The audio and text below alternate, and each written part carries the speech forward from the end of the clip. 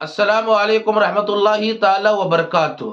नाजरीन, आइए हम और आप सुनते हैं मौलाना जहांगीर आलम ओवैसी को। क्या ये खूब बयान किया है। वीडियो को पूरा देखें, अपने दोस्तों तक जरूर शेयर कर दें। अगर आप मुस्तफ़ा चैनल पर नए हो तो सब्सक्राइब भी कर लें। आइए सुनते हैं। और हमारा नारा होता है गौस का दामन नहीं छोड़ेंगे, ख्वाजा का दामन नहीं छोड़ेंगे, और जुमा के दिन हाफे पैंट पहन के नहाएंगे। गजब मामला, अजीब मामला। जुमा के दिन रोड पर चापाकल पर एक जंगिया पहन के नहा रहा है, जल्दी जल्दी जुमा पढ़ने जा रहा है। बेटी मौजूद है, जंगिया पहन के नहा रहा है। बीवी मौजूद है, जंगिया पहन के नहा रहा है। माँ मौजूद है, जंगिया पहन के नहा रहा है। ये हाफ पैंट पहन के नहा रहा है, और उसके बाद देखिए नारा गौस का दामन नहीं छोड़ेंगे। अरे जंघीवा छोड़ी पहने रहे, जिसको छोड़ना उसको छोड़ पे नहीं करना। गजब बात है। करते हैं ना, कुल्ली नहीं करते हैं तो करे ऐसी करते हैं। नाक में पानी नहीं चढ़ाते हैं, चढ़ाते हैं ना 4-5 लोटा। अरे ये नाक है कि टंकी? करे 4-5 लोटा बोला हाँ। नाक में पानी चढ़ाते हैं। मैंने उनसे कहा वजू में 4 फर्ज है, रब फरमाता ये चारों काम कर लो, तुम नमाज पढ़ लो, लेकिन कुर्बान जाओ आलिम गैब मेरे मुस्तफा पर। जो मेरे नबी गैब था है, पैगंबर ने फरमा दिया, नबी जानते थे कि एक जमाना आएगा, चाहे 2020 हो, चाहे 2019 हो, चाहे 2021 हो, नबी जानते थे एक वक्त आएगा जिसमें दुनिया कहेगी हथेली को धो। मेरे नबी ने कहा है जो कुरान में हुक्म है चेहरा धो, लेकिन मेरे उम्मतियों जब तुम फजर का वजू करो तो दोनों हाथ को गट्टों तक 3 मरतबा पहले धो लेना।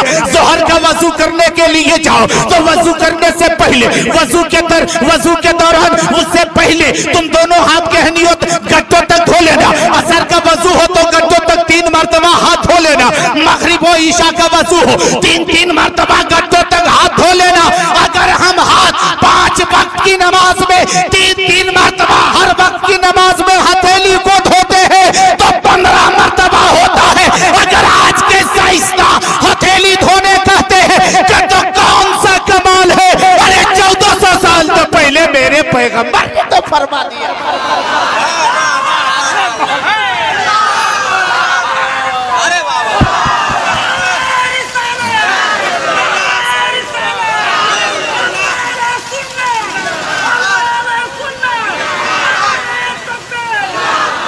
मैंने कहा अच्छा ये बताइए, ये बीमारी मुंह में घुसती? बोला हाँ। हमारे नाक में भी? बोला हाँ। बोला तो इसको लगाने से? बोला असर नहीं करेगी, बीमारी अंदर नहीं जाएगी। हम बोले कब तक? बोला हर वक्त। बोला कब तक लगाए रखेगा? बोला हर वक्त लगाए रखेंगे। हम बोले तुम खाना वाना खाएगा मर जाएगा रे? खाएगा क्यों नहीं? उस वक्त खोलेगा? बोला हाँ खोलना पड़ेगा। हम बोले तो कौन बीमारी है रे जो खाने के वक्त में तुमको छुट्टी दे देती है कि अभी हम नहीं घुसेंगे, अभी हम नहीं अटैक करेंगे, तुम अभी खाओ, कोई बीमारी? बोला हाँ, अगर उस वक्त वो बीमारी अंदर चली जाए तो ये हलक में पहुंच जाती है। हम बोले फिर? बोला 3-4 दिन यहाँ घूमती है। बोले अरे बाप रे, ये कलकत्ता का सिटी है का रे कि बम्बई की मार्केट है, 3-4 दिन वहाँ वो घूमती है।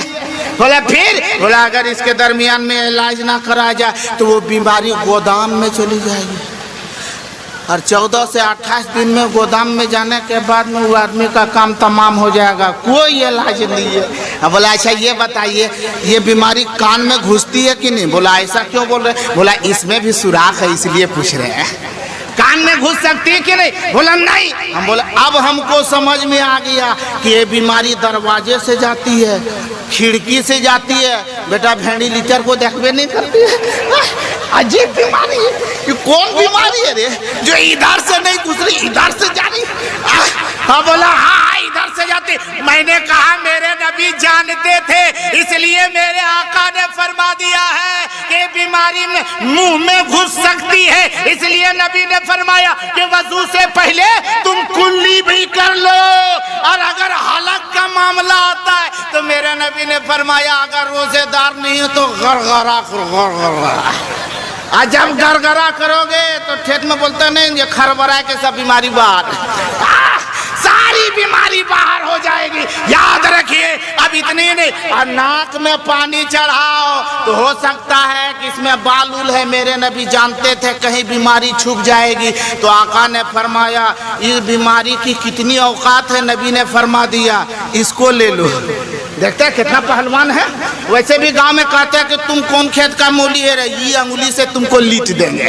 तो देखते हैं कहानी अंगुली से तुमको लीट देंगे। बताइए कितना पावर है इसमें। मेरे नबी ने फरमाया इसे नाक में डालो और नाक में अंगुली कर दो।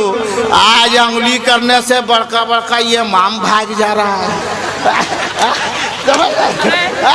बड़े बड़े माम को भगा दे रहा है। इतनी अंगुलियां की जा रही है कि इसकी किरत अच्छी नहीं है, तो इसका तलफुज ठीक नहीं रे। अरे 14 साल से कौन तलफुज लेके आया था रे, अरे 15वां साल में तलफुजे खत्म हो गया। कौन तलफुज है? ऐसे ऐसे लोग हैं, आज भी हमारे अंदर सुधार पैदा नहीं हुआ। अब आखिरी बात सुनो, बातें तो बहुत थी, मैं कह रहा हूँ। मैंने उनसे कहा नबी जानते थे कि ये बीमारी कान में नहीं घुसती है, इसलिए आका ने ये नहीं फरमाया कि वजू में कान के अंदर भी धो। नबी जानते थे, इसलिए कान के अंदर धोने का हुक्म नहीं दिया, नाक को धोने का हुक्म दिया, मुंह के अंदर धोने का हुक्म दिया। गोया मेरे पैगंबर ऐसे ऐसे इल्मे गैबे मुस्तफा, आलिमे गैबे मुस्तफा, मेरे आका की शान को देखो कि 1400 साल पहले ये पैगाम दे दिया है। ए मेरे उम्मतियों, ए मेरे गुलामों, अगर तुझे बलाओं से बचना है, अगर तुझे परेशानी से बचना है, अगर तुझे मुसीबतों से आजादी हासिल करना है, तो तुम मेरी सुन्नत पर अमल कर लो। कल जिस तरीके से सुन्नत मुस्तफा पर चलने वाले मुसलमान कल कामयाब थे, आज हम भी सुन्नत मुस्तफा पर चलेंगे तो आज भी कामयाब रहेंगे, सुबह कयामत तक कामयाब। इसलिए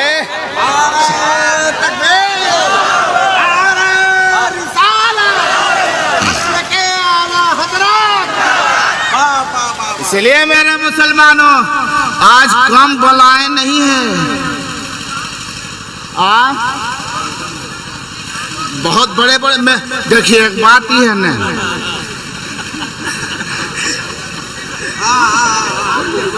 पहली मर्तबा एक आदमी गया किसी के घर में, तो देखा स्टील के हथौड़ी, तो सोचा कि यह हथौड़िये ले जाएंगे साला स्टील के, और उसको पता नहीं था इसके घर में चांदियों हथौड़ी है। इसी को लेके भागा, काहल इसके चक्कर में पड़े। इससे बड़े बड़े लोग बैठे हुए हैं, इससे बुजुर्ग लोग बैठे हुए। अल्हम्दुलिल्लाह देखिए आंगन में उसी चीज को रखा जाता, उसी चीज को रखी जाती है आंगन में। कौन सी चीज? जैसे सबल, लोहा, मोड़ी, ये सब चीज आंगन में फेंक दीजिए। और सोना चांदी कहाँ रखते हैं? अरे बोलिए भाई। हाँ, एकदम तिजोरी में, वो भी गठरी मोटरी बांध के ताला लगा के घुसेर के रखते हैं। तो अभी तो सिर्फ ये आंगन वाला या तिजोरिया वाला सब उधरे। इसलिए उन बुजुर्गों को आप हजरात को समाअत फरमानी है। अब 2 मिनट और बर्दाश्त किए, सुनने के लिए तैयार हैं? जिगर रखते हैं, सुन्नी मुसलमान हैं, तो आओ पैगाम की बात कर दे। एक पैगाम आप तक पहुंचाता हो। सैयदना अबू बकर सिद्दीक का नाम आपने सुना है? अरे सुना है।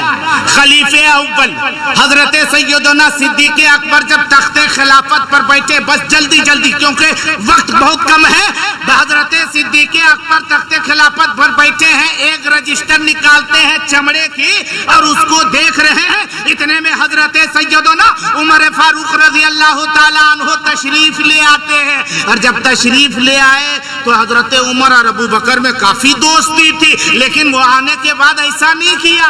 कैसा? जैसे हम और आप करते हैं कि दोस्त हैं, पढ़े लिखे हैं तो क्या दोस्त तो हैं हम लोग पुराने, आकर के क्या मेरे दोस्त। लेकिन देखो अबू हजरत उमर क्या कहते हैं? अस्सलामु अलैका या अमीरुल मोमिनीन। बोलो सुभान अल्लाह। कहते हैं अमीरुल मोमिनीन, कल तक तो हमारे दोस्त थे, हमारे साथ में खेलते रहते थे, लेकिन आज तो बादशाह बने, अमीरुल मोमिनीन है। कहते हैं अस्सलाम वालेकुम या अमीरुल मोमिनीन, ये अमीरुल मोमिनीन आपके ऊपर सलामती हो।